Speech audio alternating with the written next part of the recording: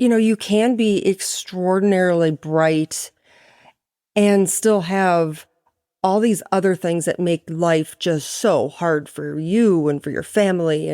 And it was a learning experience for all of us and still is.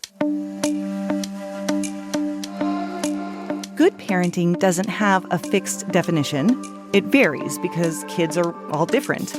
But one thing is always true of good parenting. There's never a dull moment. Jen Torbeck Merrill is our guest, and we'll be talking about ways to take care of ourselves as we take care of our kids. She's also a homeschooling parent, and if you've ever considered homeschooling your kids, I think you'll find a lot of good information in our chat. It's an encore presentation here on episode 218. I'm Emily Kircher-Morris, and this is the Neurodiversity Podcast. What is neurodiversity? You see the world differently. Autism spectrum. Gifted. Complexities that are inherently inside. ADHD. Dysgraphia. Tourette's. All brains are different. You are exactly what this world needs. This is the Neurodiversity Podcast. I wanted to let you know that if you haven't found it yet, we have a Facebook group just for our podcast listeners. It's a great group and a free resource where you'll find like-minded people who are more than happy to provide guidance or just be supportive. If you'd like to join our Facebook group and be part of the conversation, you can search for the Neurodiversity Podcast Advocacy and Support Group on Facebook or look for a link directly to it in the show notes. Our chat with Jen Merrill is up next.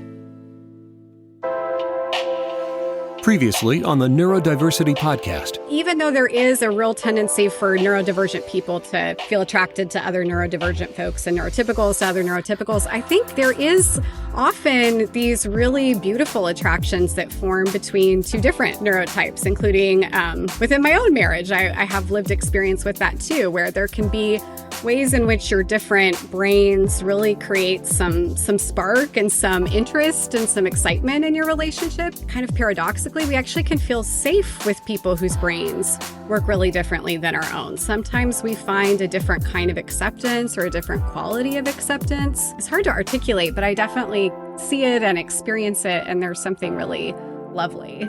That's episode 188. Find it wherever you get your podcasts.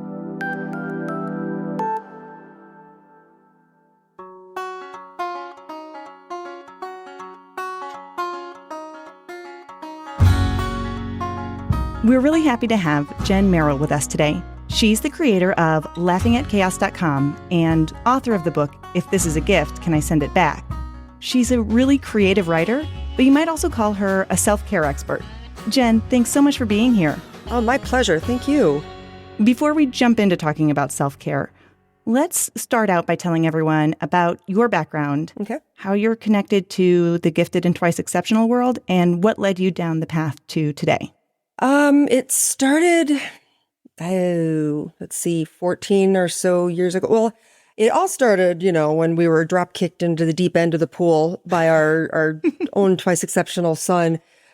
Should have known right off the bat that there was something unusual about him because at 2 weeks, he's holding his head up and he's looking around, and people are always commenting at how bright-eyed and inquisitive he was as an infant. Mm-hmm. But he was about 4, and we couldn't figure out why this kid was so hard. I mean, I babysat and worked daycare centers, and I've been a teacher since I was 12. So I've had a lot of students and a lot of kids around, and this kid was like nothing I'd ever seen. And I talked to a friend, and she said, he sounds a lot like my son. You might want to investigate gifted. And I thought that was hysterical. But we were living outside of Denver at the time, and we went and had him evaluated at the Gifted Development Center. To show you just how nothing I knew, I had to actually Google Colorado gifted to find anything resembling help. And lo and behold, there was this great center down the road. He was evaluated when he was 4, which is about as early as you could go. And we learned that funky new word, twice exceptional. And I still, even to this day, will go back and read the evaluation, when I need to remind myself that, yeah, he really is this way. I'm not making it up, or it's not this, that, or the other thing. And learn that, you can be extraordinarily bright and still have all these other things that make life just so hard for you and for your family. And it was a learning experience for all of us, and still is.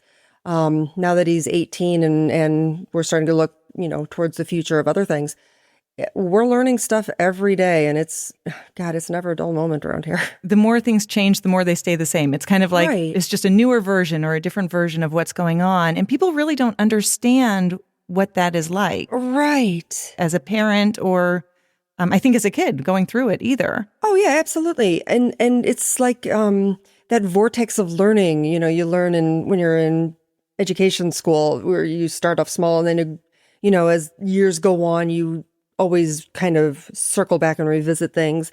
And there's some truth to that. I mean, I thought for sure, okay, we got to a good point.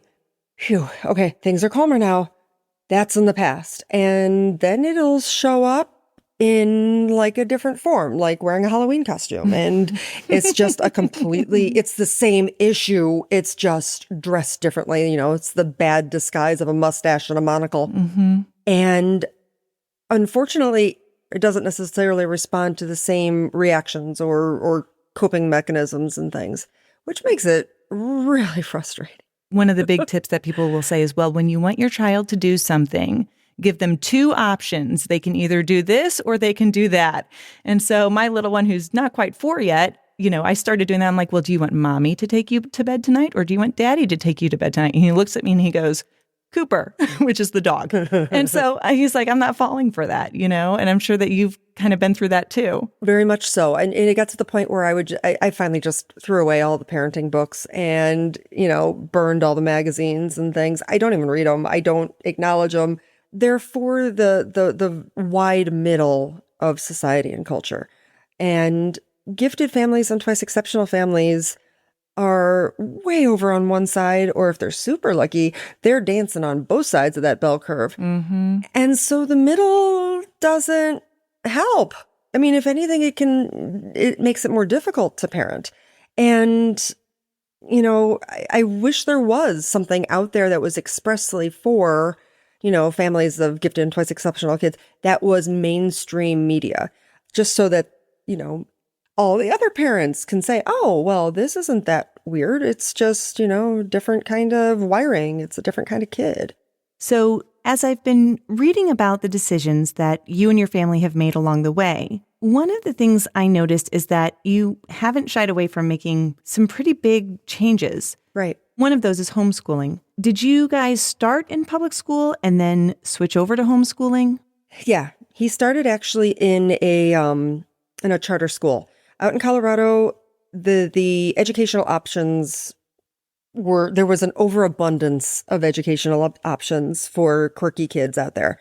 So he started in a charter school that was core knowledge, which is, what your first grader should know, what your second grader should know, that book series. And he thrived because, like in the first grade, they're studying about Gilgamesh. I'm like, you're studying about what now? It was very intracurricular. Things were connected from class to class, and it was small and it was intimate. But it was also a half hour away. Mm. And so I'm in a carpool with him and 2 other kindergartners. So it was kindergarten, first grade. And I've got his little baby brother. And I'm like, I'm tired of this driving. And there was a lot going on with where's the school actually going to end up? Because it was a new school and it was an office building. And over our back fence, they're building the new elementary school for the school district, the public elementary. Okay, so that's super. Oh, it's going to be the district's gifted and talented elementary school over my back fence. Mm. He ended up going there, and it was okay. It actually was better than okay. It was, they had cluster grouping. I'm a huge fan of cluster grouping, and I know a lot of people are not, but for gifted kids, even in a gifted, quote unquote, gifted school, there's still outliers there, and being with other kids that are similarly wired within a classroom is glorious. So it had cluster grouping, it had pullouts, it had all sorts of things. Right. And we were there for a few years, and then we decided to move to Illinois. Mm. Illinois has squat when it comes to gifted education. Right. It's the great, vast wasteland, unfortunately. There is no funding. I mean, quite literally zero funding. The definition is practically high achieving. Colorado actually has twice exceptional in the state's definition of giftedness. Yeah, they're pretty progressive with the gifted and 2E stuff. Yeah, you don't realize how good you got it until you leave. We were told before he even started school in our new district that he would not be in the gifted program. He didn't qualify. And unfortunately, I was told this right in front of him. So even before school started, my son heard, "You're stupid," because he was in the gifted program in his school in Colorado. So he lasted about 3 months in the school. At the time the district had its gifted program, all the elementary kids in the gifted program met at one school. So he didn't even have any similarly wired peers in his school. So he was miserable. And I wrote about it some in my book, If This Is a Gift, Can I Send It Back? And it was some of the darkest, hardest days of my life. You know, the kind of night when you're sobbing yourself to sleep and actually wake up your husband, you know, for the shaking of the bed. It was that kind of fun. As soon as we told him, okay, we're going to homeschool you, the anxiety evaporated off of him like fog. There were no other options. It was public school or homeschool. And so we homeschooled him. And that was 7 years ago. And he is a graduating senior now. He is easing into collegiate life. He's going to be taking some classes still with a gifted co-op in this area, and taking college classes. And with the hopes that in a couple of years, we can drop kick him off somewhere to school or off to work. I love this kid, but boy, howdy. Yeah. You know, I would love to see him succeed and thrive on his own. I just know it's going to be a slow to launch, and that's fine. And the intensity is it just doesn't end. No, it does not end. It just changes shape and color and flavor and aroma. But it's always there because, I mean, that's his wiring. He's just intense, and that's okay. The best thing I ever did was go, well, I know you're not going to listen to me. I've tried to teach you for years. I know you're not going to listen to me, but I can't listen to you. So we're going to listen to each other, and we're going to do this side by side. I'm going to follow your lead. You're going to listen to my suggestions. We're going to do this as a team. Because he was late 5th grade by the time we pulled him. And that was the best thing for him. We got to work at his pace. He listened to my suggestions. I followed his lead. And we went and did it side by side. And it's been fantastic. I kind of regret not having done it earlier, but I wasn't ready. There was no way I could have homeschooled him earlier. I wasn't ready. People constantly underestimate their own role as parents in their kids' education. What I try to impress upon parents is that no matter where your child gets an education or how they're educated, you are in charge of that education. Not the teachers, not the school, not the administration. You are in charge of it. And we all forget that. We all just go, okay, my kid's at school, he's in their hands now. Well, you're still in charge. Let's dig into your homeschooling journey a little bit more specifically. I want to talk about the good, the bad, and the ugly. Yeah. Let's start with the good. What are the good things about homeschooling that you've experienced? Sure. The good is that totally got to go at his pace and his interests. He got to have a very personalized education, exactly what he needed. And we were lucky in that respect. He is a very, very computer tech focused young man. He's won awards for it and is going to be wildly successful. So homeschooling allowed him to build and have in our basement basically a server farm. People keep giving him equipment and he's like, yeah, I can do this, and makes it work. Cool. He actually at one point went digging through a bin of old computer parts that I had forgotten we had stuck away and found everything to an old netbook that had been basically torn apart. He put it all back together and it worked. He was 12. Wow. 10? I don't know. Really, really stinking young.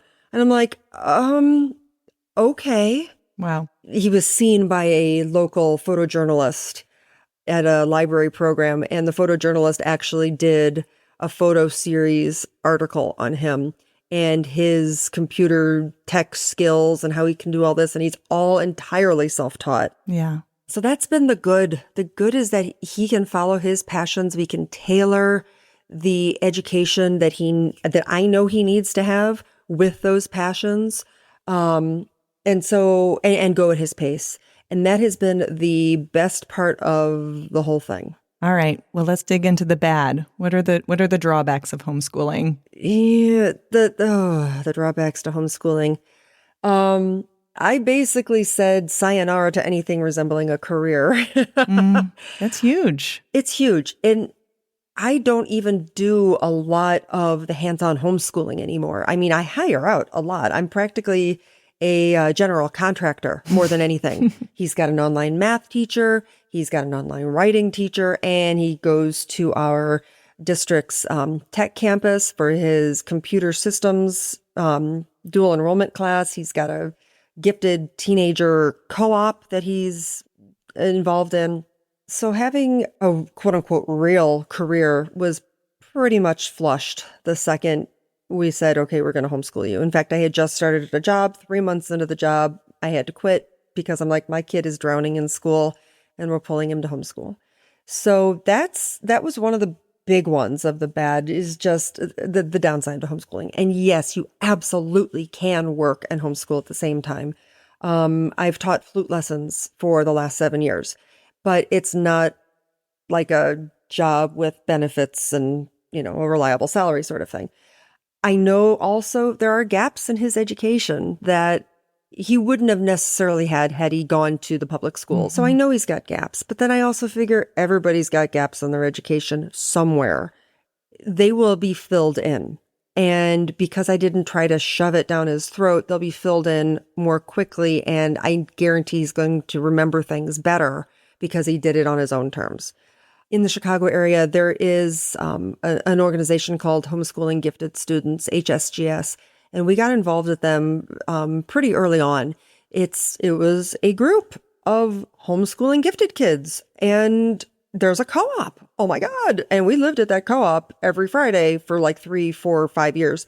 And then it had an offshoot of the Teen Learning Lab of Chicago, where it's an interdisciplinary co-op. And they take college level classes, and it's fantastic. Without those sort of resources, we would have been very, very isolated. And I know that can be homeschooling a gifted kid can be extremely isolating because there's not many of them, and there's not many of them being homeschooled. And so it can be very lonely for the parents. And we were just so very, very fortunate. Yeah. All right. Well, what about the ugly? What are the things that people might not even expect about homeschooling? It involves the whole family in one way or another. So we homeschool one. His younger brother goes off to school. So they're both high schoolers now. And I don't have it in me to homeschool both of them at the same time. When they're both home in the evenings and they're arguing, they're basically being brothers, and they're roughhousing and calling each other names. If I had to deal with that all day long, I would not handle that well. Homeschooling, especially homeschooling a gifted or twice exceptional quirky kid, can affect the whole family. Because I'm not working, finances are tight. And, these kids are expensive. It's not like they have low cost hobbies. But it affects the whole family, and it can affect your marriage if you're not careful. Where one person is working all the time and really hard, and the other one is, neck deep in making sure this one kid's got all his needs met and educational needs met. And then there's this other kid, you got to make sure he's getting all his stuff too.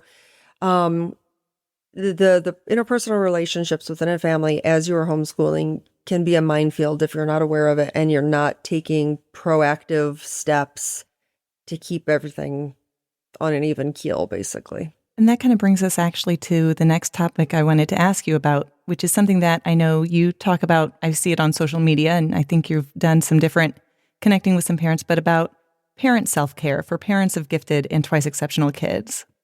Yeah. It occurred to me several years ago that there's a lot out there for gifted kids and for twice exceptional kids. I mean, if they're in school, they do have the opportunity for things like a 504 or an IEP or, the interventions they need to scaffold them as they grow. And the programs, and there's things out there for the kids. They may be hard to get. They might be wildly expensive. You might have to fight for them really hard, but they exist. But there's nothing out there for their parents. Their parents are doing the heavy lifting. And generally they're doing the heavy lifting as others are patronizing them, or they're being condescending, or they're being ignored. So these parents are they're shouting into the wind. So what's out there for the parents? And so my goal now is, my kids are getting older and I have more time to think, which is glorious, by the way, is to do more advocacy for the parents because they need it. And what they need most of all is self-care and the awareness that they are not only worthy of it, but that they desperately need it. These kids aren't in standard parenting books, and they're not in standard media of any sort. You have to look special for them. The needs of parents raising these amazing kids are not in your standard self-care book or self-care article. We have differing needs. I mean, when you are dealing with 5 high physics question things at 6:30 in the morning before you've had a cup of coffee, and it goes that way for 14 hours, that's not going to be relieved by a 20-minute bubble bath. I love that that's the image that everyone gets when they think of self-care. It's like, oh, I'm going to go sit in the bath, and then I'm like going, I know. Oh, if only. I don't like baths. It's human soup. I don't want to be human soup. We're all different, just like our kids are all different from other kids, and within the gifted community, every gifted kid in there, our needs are different. So, what I need for self-care is going to be vastly different from what you need for self-care, but we still both need it. And, they have a lot in common. I mean, we both have a toolbox and we both have certain kind of tools in there, but my hammer might be pink and bedazzled and yours is a good, solid, sturdy one that's come down through the family. I mean, still a hammer. Mm-hmm. And that's kind of how I feel about the self-care. We have basic things that we will fill our toolbox with, but they're going to look different. So my big passion is helping the parents figure out that they need that they're worth it, that they have to take the time for it. Because as they do that, they will be able to advocate for their kids better. They'll be able to make it to middle age and older in one piece. I was not so hot with self-care a decade ago. In fact, I was really bad about self-care a decade ago. Mm-hmm. And I've crashed several times, and it's ugly and it's hard and it's trying to come back from that. It is mentally and physically and emotionally, spiritually, psychically, everything exhausting to come back when you have crashed because you've pushed yourself too hard and not taken care of yourself. Parenting is hard. It's not for the faint of heart or for the fragile.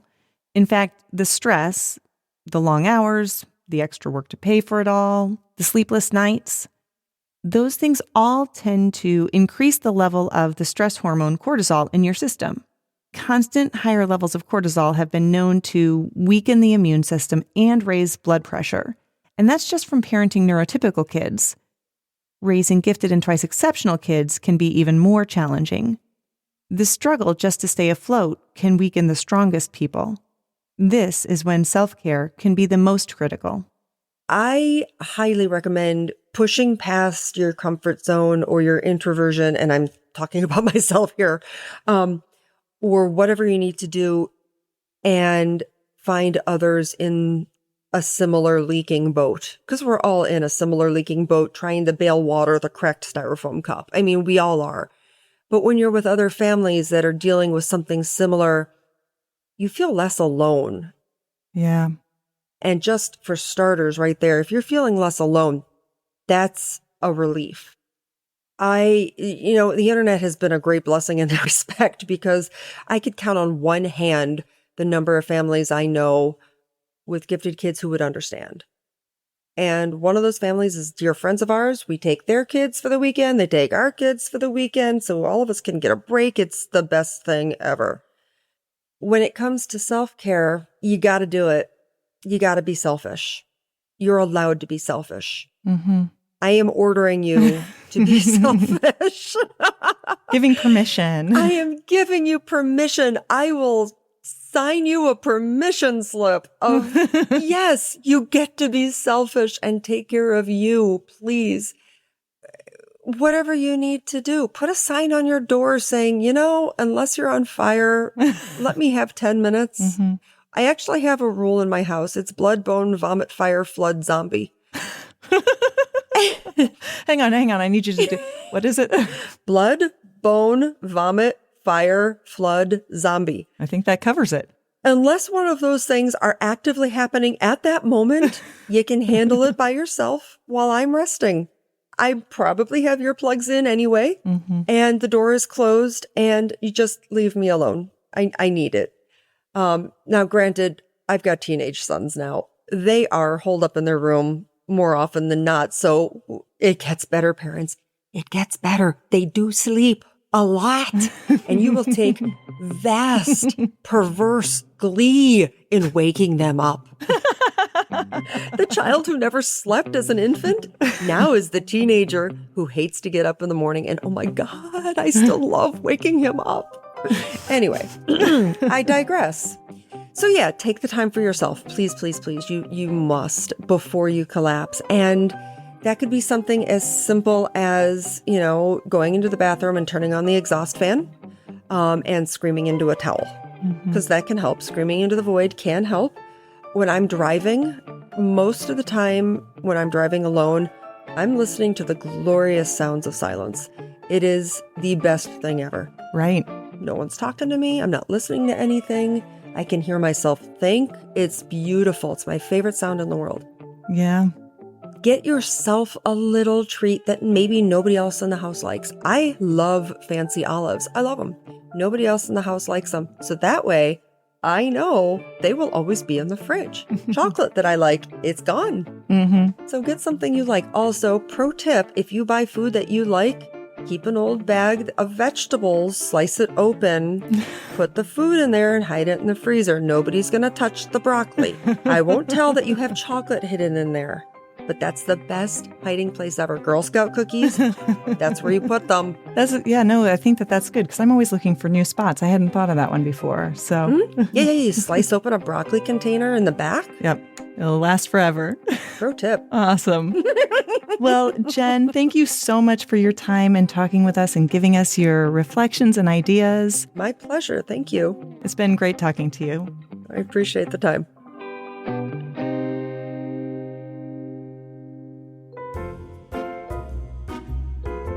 Whether you're parenting or educating gifted or twice exceptional kids, you have to admit they're exhausting. They're wonderful. They're brilliant and intense and exhausting.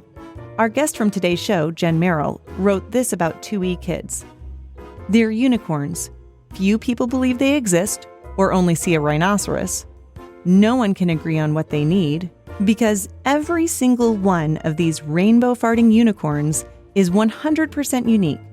They are magic when their unusual needs are met, and they have no problem stabbing people with their head if the situation warrants it.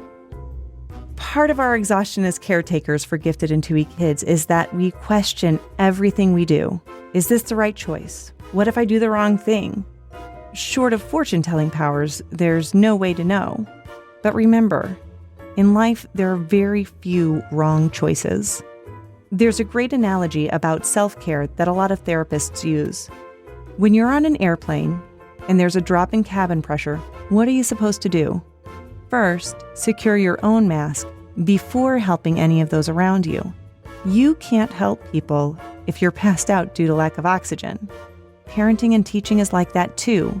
If you aren't taking care of yourself, you can't take care of everyone else.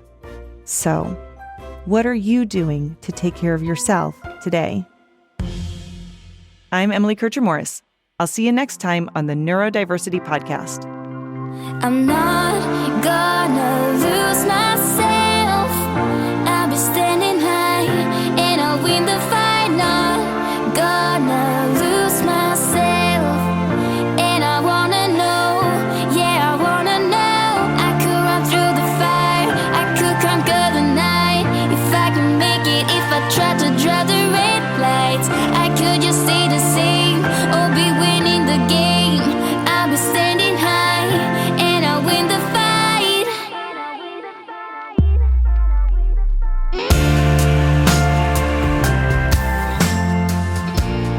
This was an encore of a conversation from the early days of the podcast, and it's every bit as pertinent today, we feel like, as it was then. Thanks to Jen Merrill. You can find links to her work in the show notes. Our host is Emily Kircher-Morris. Our office manager and social media director is Krista Brown. I'm the executive producer, Dave Morris. For all of us, thanks for listening, and we'll see you next time.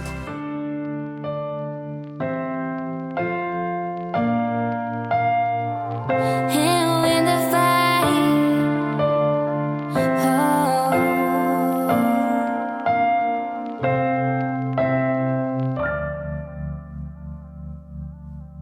This is a service of the Neurodiversity Alliance.